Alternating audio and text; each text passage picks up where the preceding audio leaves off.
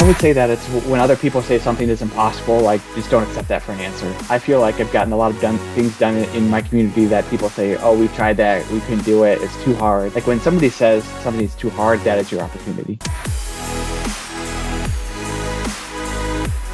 Hello and welcome to another episode of multiple podcasts because we're shooting them all at once for certain guests, like the guest we have today, who is an expert in entrepreneurship and building businesses. So we're going to be streaming today on the Expert CRE Secrets podcast, Capital Gains Tax Resistance podcast, and also Build It to Billions podcast, all YouTube channels as well. And each and every episode, we're joined by some of the best real estate, financial wealth, and business minds in the world, where they share their ideas and deal stories. So together we make complex tax referral strategies simple, passive income plans achievable, and find ways to make an impact as we build wealth together.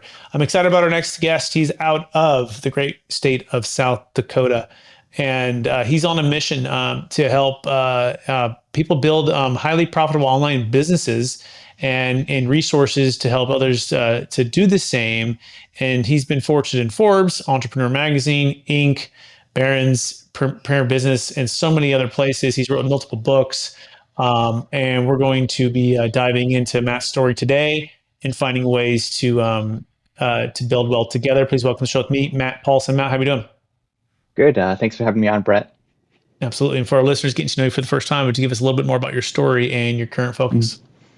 Yeah, so I've been an online entrepreneur basically since I was a kid.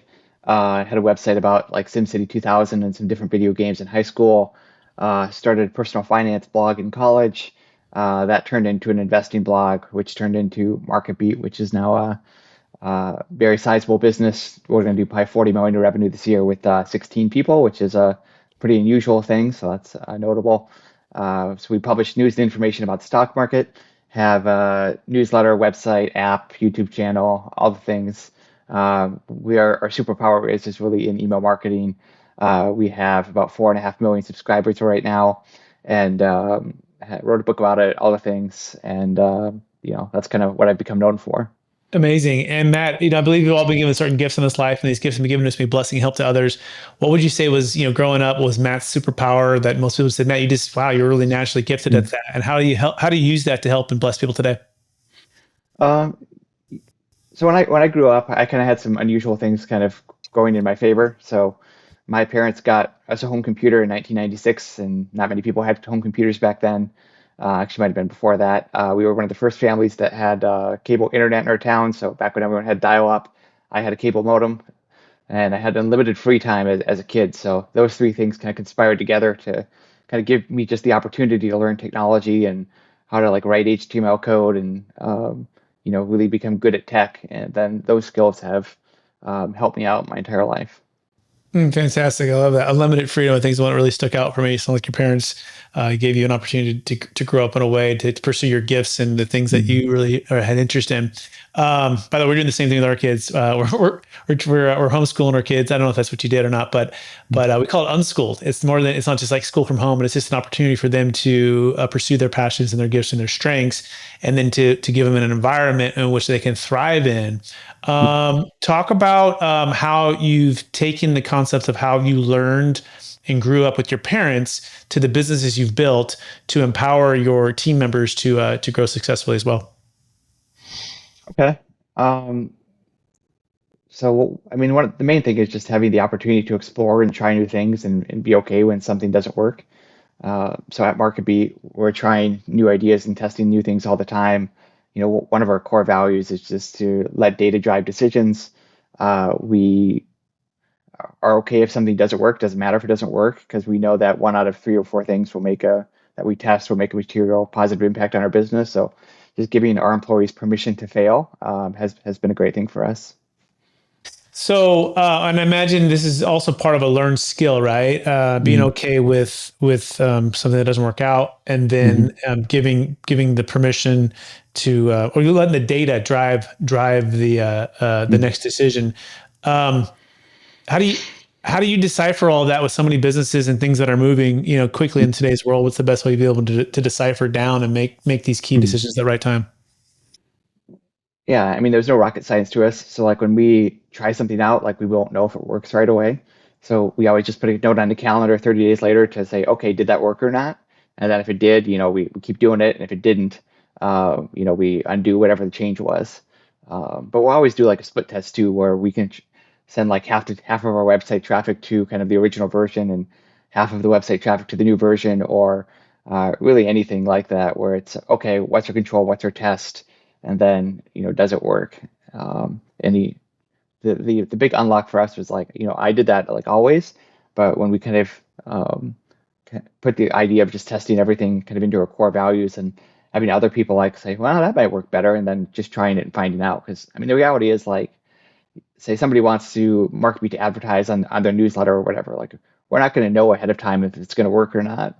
Um, so we just try it. We spend the $20,000 or whatever it is to test something, and then if it works, we just keep buying the ads. And if we don't, we just don't do it again. And we're okay, throwing whatever money away to identify new ad channels because we know that every now and then we're going to find something that works great, and then we're going to run that same ad channel for years. So it's just the Yeah. cost of discovery. It makes sense. The cost of discovery, being willing to invest, being willing to take the action and try it out, and Hmm. then actually track the data. By the way, you can learn more about Matt Paulson by going to mattpaulson.com. That's mattpaulson.com. It's Paulson.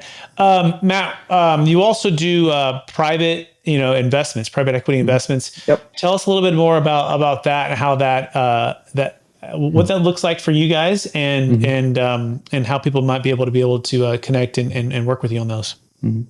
Yeah, so I run a venture capital fund that's kind of focused on the Great Plains region. So North Dakota, South Dakota, Minnesota, Iowa, Nebraska, Colorado, those kind of states. And we've kind of identified that in our region, there are more great startups than there are capital available to fund them. So we really have the opportunity to just identify great companies in the region and invest in them at fair prices, and really hopefully get outsized returns because we're looking in places where most of the coastal VC firms aren't really looking, and that's allowed us to get into some companies that if they were based in San Francisco, you just never get into them. So that's been fun for us. We're about halfway deployed to our first fund. We already have one very clear winner in there, and hopefully some others as well. So speaking of winners, Matt, right, and capital Mhm. gains tax, I'm wondering, as an entrepreneur like yourself who's been very Mhm. successful in building businesses, what would you say is your biggest frustration when it comes to capital gains tax, Mhm. deferral, or just flexibility with plans once you exit? Yeah, um, I think the complexity is the main thing. So I think I have between 100 and 110 K1 forms that I've defined this year.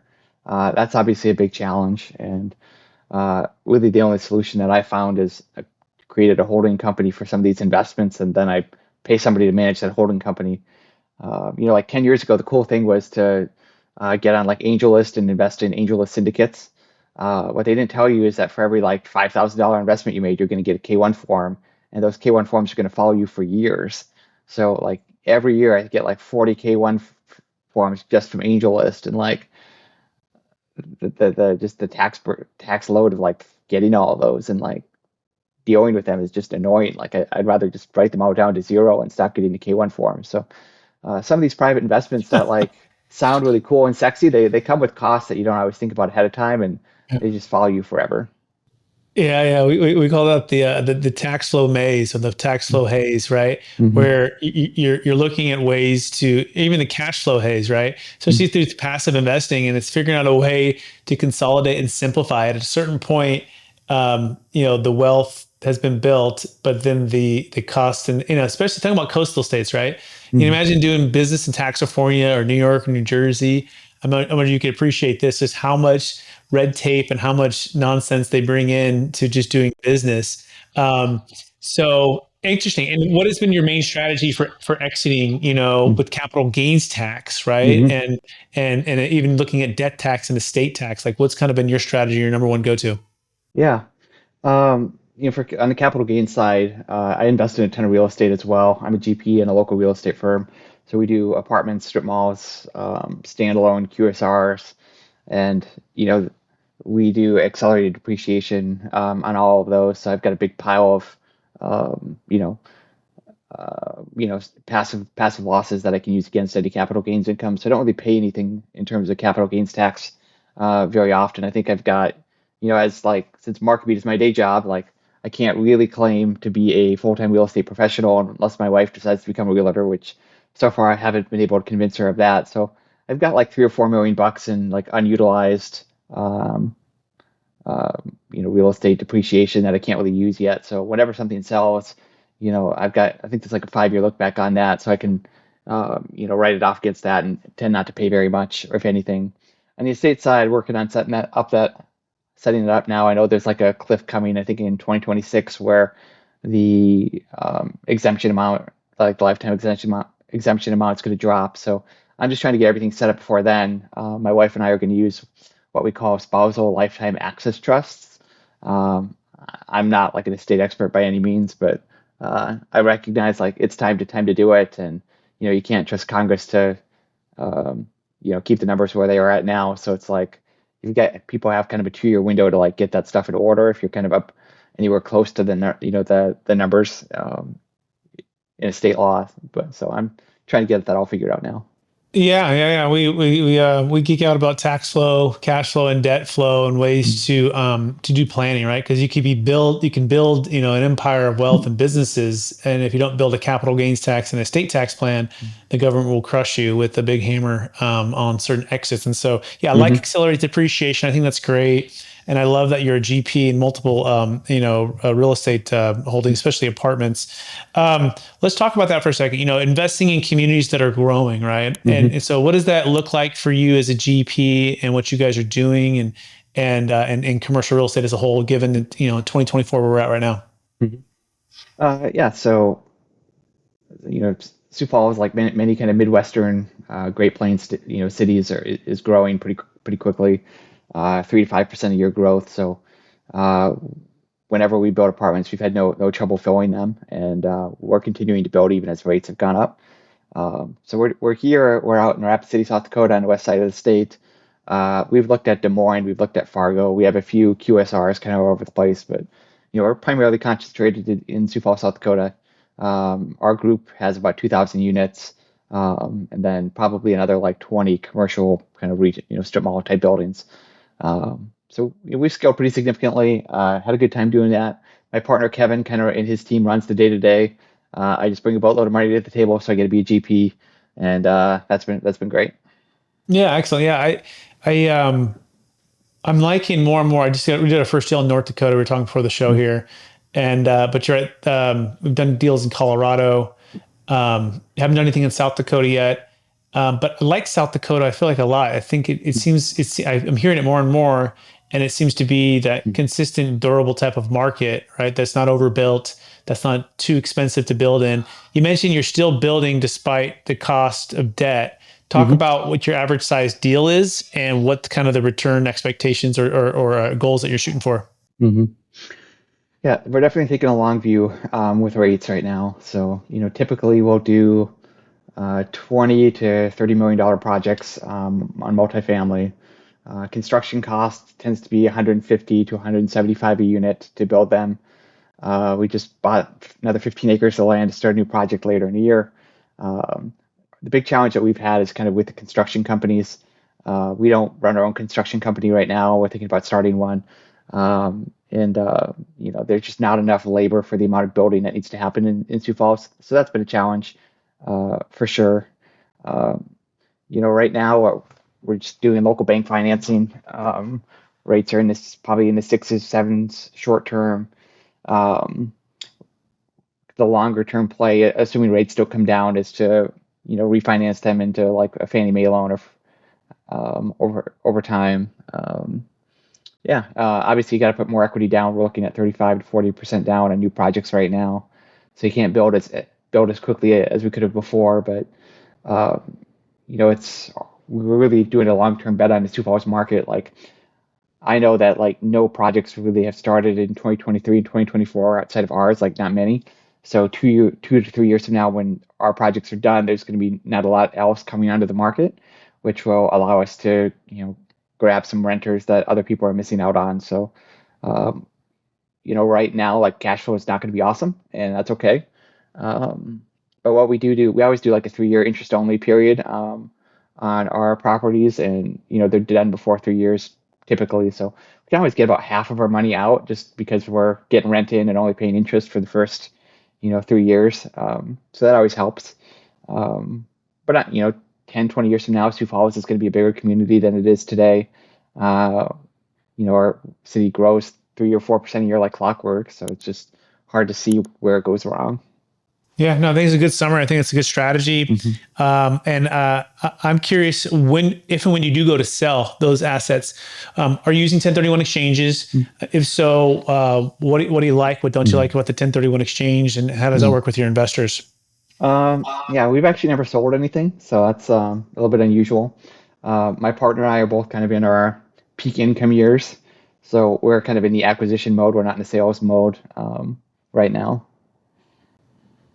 Excellent. And now how about bringing in capital, like from people who are selling assets like cryptocurrency or Yeah. businesses, real estate, and they want to Mm-hmm. come in with you guys when you're raising the capital? What does that look like if they want to get into a deal with you guys and they have huge capital Mm-hmm. gains taxes that are holding them back? Yeah, so we have a very, very small investor group. Probably there's about 10 of us, and they tend to all be business owners in our community that we know, like, and trust. We're all GPs. There's no GPLP structure. Um, so we've had a couple guys that have sold businesses, and they want to put money into real estate for cash flow, and that's always worked out pretty well. But I like it, Matt. It seems like you distilled what your business plan is really well and everything that mm-hmm. you're doing, Mm-hmm. and you stick to that template, right? Mm-hmm. How have you developed that? I guess I would call it always improving mindset, Mm-hmm. and where is it collecting all of the clues over the time and then distilling it down, or how do you, when you're going into something new, either be real estate or a business venture or a new vertical, how are you distilling it down to its essence, and that's the template? Yeah, so when I try to find something new that I want to get into, I just go on a learning binge. So I will go find 10 podcasts about the topic and like listen to all the episodes and like spend a stupid amount of time doing that. I'll go find like the top 10 books, read all there is to learn about it, and like just try to pull out the themes that come up over and over again.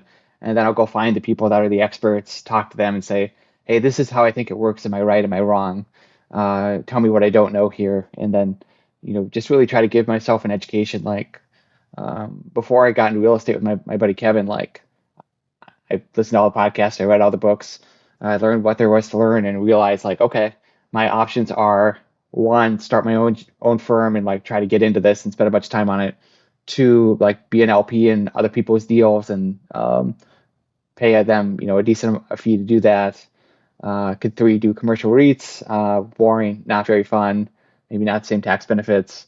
Um, so I did a ton of research before getting in bed with my partner Kevin, and you know, I knew what I was getting into, and that's always the key. Is like don't do something unless like I know what I'm signing up for, and if I don't know, I just don't do it. Yeah, I think that's really well said. And I also want to catch out that you mentioned, sounds like you guys went to the full GP model, right? And Hmm. you have 10 families or 10 groups that you're mainly working with, 10 individuals or whatever, and they're prominent business owners that are local to you guys. So you guys Hmm. simplified that.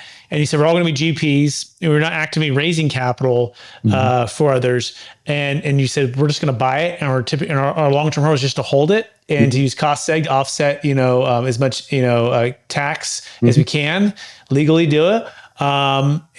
But you shifted to helping other people build wealth, right? So walk through when that happened and how that's playing out as well. Yeah, these things have certainly happened in parallel. So over the years, I've just felt like a heart to teach what I've learned to other people, and it happens in a variety of ways. I've written some books, had podcasts for a little while. I helped start a startup ecosystem organization in my city to help people start businesses. Put a bunch of money into that. Started it 5 years ago. It's still going strong. So it looks a lot of different ways, but that's I feel like the way that I can give back uniquely in the world and try to do that where I can. Yeah, I love it. By the way, here's some of the books from Matt. It's Email Demystified. He also has Online Business from Scratch, as well as Automatic Income. Pretty cool. Business Growth Day by Day. Matt, what's the 10-year turnaround Mhm. and 40 rules for internet business success? Out of all the books you have right now, what do you feel like is the one that's like, wow, if someone picked up today is going to have the biggest impact given what 2024 is with AI, 2024 is with changing Mhm. environment, with, interest rates going higher, with just a lot of change going on, right? What do you feel Mhm. like the number one book people should get right now? Uh, so my book that's really stood the test of time is Email Marketing Demystified, and I think as kind of you know Um, you know, social media is kind of a mess right now. Search engines are a mess. Google is can't figure out who's going to rank for what, and a lot of the marketing channels that people rely on are just less reliable than they used to be, and are going to continue in that direction. So I think you really got to build your audience in such a way where you actually own it. And the way to do that is to build your audience on federated platforms, things like podcasting, where people can subscribe through many different apps, or an email list where if you're on my email list, like I can always email you. Like Google can't change the algorithm on email because they don't control it. Or SMS, like that's a federated kind of thing where not one company controls it. So like we try to get people to sign up for email, SMS. Like yeah, we still do YouTube and Twitter and Facebook and Instagram, all those things, but like you can't build your business on it because you're building your business on quicksand. You can't control it. So the email book is just a great resource for people that like recognize the need to build an email list, because really that's where the value in a lot of businesses is. So if that's you, go check that book out. Amazing. Hey, Matt Paulson, Mm, mattpaulson.com to check out all of his books. Matt, we're running out of time. You ready for lightning round? absolutely. All right, knowing what you know now, if you go back to your 25-year-old self, what's the one golden nugget? Make sure to tell yourself to do. Quit your day job sooner. I held on for way too long. I should have quit when I first had the chance to. What was the day job? Just curious. I was a web programmer for a local agency. Cool. Awesome. Question number two. What's the number one book you've recommended or gifted the most in the past year? Ooh, book called Business Brilliant by Lewis Schiff. It is a business book, but it just says different things than most business books do. So it's definitely worth checking out. Excellent. Question number three. What are you most curious about right now? Ooh, good question. Coffee. I'm really trying to build like make the best espresso possible, and have tried all sorts of different beans, all sorts of different equipment, and just really trying to build like create the best latte that I can at my house. So I'm at like 10. I'm probably like 10 grand deep into equipment, and just having a lot of fun with that. That's fun. Geeking out on coffee. I love it. Mhm. Next question. What's your number one leadership quote or theme that you strive to live by? I would say that it's when other people say something is impossible, like just don't accept that for an answer. I feel like I've gotten a lot of things done in my community that people say, "Oh, we've tried that, we couldn't do it, it's too hard." Like when somebody says something is too hard, that is your opportunity. Love it. Number one way you're using Chat GPT. The main way we use it is to generate alternatives for like marketing copy. So when we send out an email, we'll use ChatGPT to generate 5 different subject lines for an email. We'll test all of those 5 subject lines against 20% of the list, and then whichever one performs better, we'll send to the remaining 80% of the list. That's brilliant right there. I think that could be, I imagine that's part of your book, demystifying the email, Mhm. right? Yeah. And so it sounds like you're testing out five different subject lines on 20% before you send it all out to make sure that Mhm. you're maximizing the open rates and you're Mhm. not oversaturating people with emails that they may not open. Is that a fair summary on that one? Yes. Yeah. Second to last question is this. The if there's one thing that you could the big domino for the year, right, that Mhm. you could knock over in the next 6 months, for your business, for your investors, for your partners. Mhm. What's that domino when it comes to business that you're like, wow, Mhm. if I can just get this one thing done, or maybe it's not just one thing, but something Mhm. that kind of comes to mind that's a big one. The main thing that I'm working on for MarketBeat this year is growing our advertising spend. So, a year ago, we were spending about 300,000 a month, and I realized that like if every dollar we spend, we make it back in about 90 days. So it's like how big can we get our advertising spend number to be recognizing that our break even is 90 days. So we've got it up to about 1 million a month right now, and that's blowing up our revenue as a result. So if I can get up to like 1,500,000 or 1,200,000 or 2 million by the end of the year, that'd be fantastic. Fantastic. Yeah. And that 40 million of revenue only just gets bigger, right? I guess you just look at the data and you can make those decisions. Love that. Last question, Matt. After all your success, helping all the people you helped and building the business you've built, what's the number one way that you best stay centered in your values, but also stay encouraged to charge forward to reach even higher heights? The way I stay centered is, I've got 2 young kids, 11 and 7. Wife, have been married for 12, 13 years now, almost. And by giving my kids a pretty regular home life for like where we're at in life, like, we could have second homes, we could be jet setting anywhere we want, right? But we live in a regular neighborhood next to a school, and I think by kind of creating that normal family environment for our kids as to not screw them up, that's really helped me stay centered in ways that, a lot of people in my situation, um, might mess up. Because I think, the biggest regret that like billionaires have, and this is from a guy named Noah Kagan, who's got a podcast, is he says like they all probably work too hard and they didn't spend enough time with their families. And then, they end up divorced or their kids don't talk to them. And like, there's just no way to undo that down the line. So the main thing I'm trying to not screw up is to not get divorced and to not lose my relationship with my kids. So I figure if I do that, that'll help me stay centered. Man, I absolutely love it. I heard the quote like this: "Don't trade what's unique to you for Hmm. something someone else can do." Right? Yep. And there's only a few things that's truly unique to each of us in this life. And Hmm. speaking as a father and husband myself, close to married 15 years, I'm the only dad those five kids are ever going to have. Right? Hmm. Earthly dad. And number two, hopefully I'm the only husband my wife's ever going to have too. Right? So don't trade what's Hmm. unique to you for something someone else can do. Yep. That being said, Matt, I want to thank you for being on the show. I want to thank you for sharing tons of wisdom. I feel like there's like two or three more books that you could probably write just on what you talked about here today. Hmm. I want to encourage you to keep being okay with testing things out, having data drive it, and make a big impact for yourself, for your team members, for the investors you're working with, and for the people that you serve.